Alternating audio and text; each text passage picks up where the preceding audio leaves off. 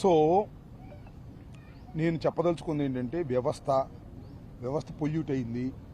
అయినా ఆ వ్యవస్థకి రిప్రజెంటేషన్ ఇచ్చాము. మీరేది ఏంటంటే పోలీసులే ఆ రోజున దాడిలో వాళ్ళకి సహకరించారని చెబుతున్నారు కదా, వాళ్ళకే రిప్రజెంటేషన్ ఇచ్చారు కదా అని మీరు అంటున్నారు. ఎస్, ఇచ్చాం.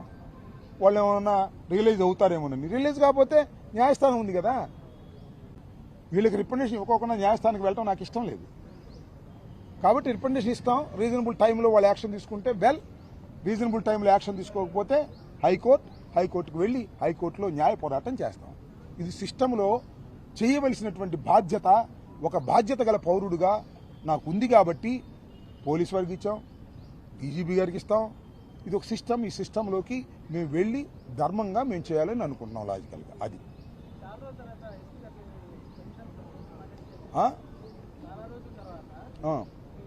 చాలా రోజుల తర్వాత ఏముంది, అసలు మా ఎస్పీ గారు వచ్చినది మేము కలవాలా.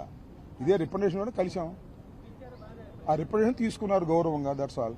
కూర్చోబెట్టి మాతో ఏం మాట్లాడింది లేదు, ఏమీ లేదు. ఆయన డ్యూటీ అయింది, మన డ్యూటీ మంది. ఆయన గుండె ఇబ్బందులు ఆయనకుంటే మాకు ఉండే ఇబ్బందులు మాకుంటాయి. మీ అందరికీ తెలుసు. Okay, will see. ఇంకా ఎక్కడో పోలీసు వారు రియలైజ్ అవుతారు, ధర్మాన్ని చేస్తారనే ఆశ ఉంది. ఆశ కూడా అడుగండినప్పుడు హైకోర్టు ఉంది, సుప్రీంకోర్టు ఉంది, న్యాయస్థానాలు ఉన్నాయి. ఓకే,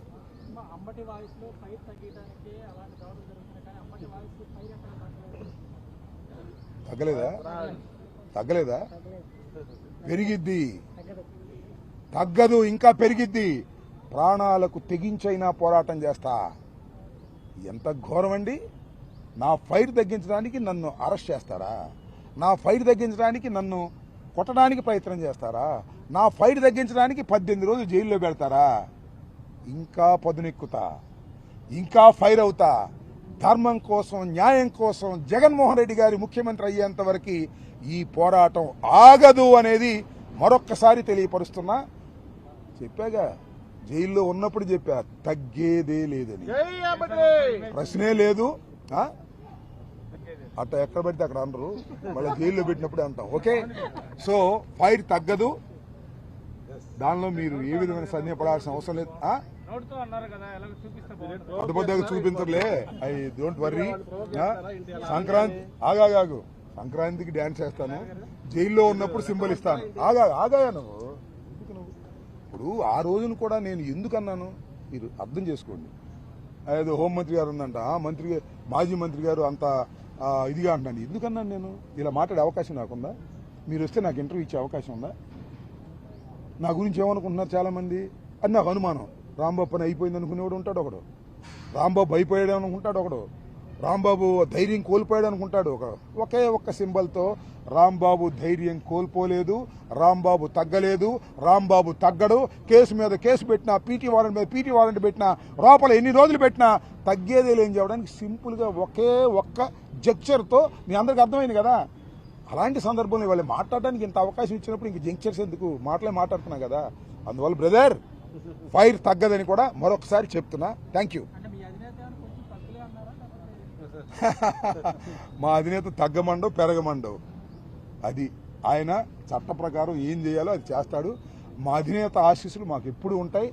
నేను ఖచ్చితంగా మా అధినేత ఆశీస్సులు పొందే విధంగా, రాష్ట్ర ప్రజల ఆశీస్సులు పొందే విధంగా చట్ట ప్రకారంగా ప్రవర్తించేటటువంటి వ్యక్తే ఈ అంబటి రాంబాబు తప్ప చట్ట వ్యతిరేకంగా ప్రవర్తించేటటువంటి ధోరణి నాకు ఇప్పుడు లేదు, ఎప్పుడు లేదు.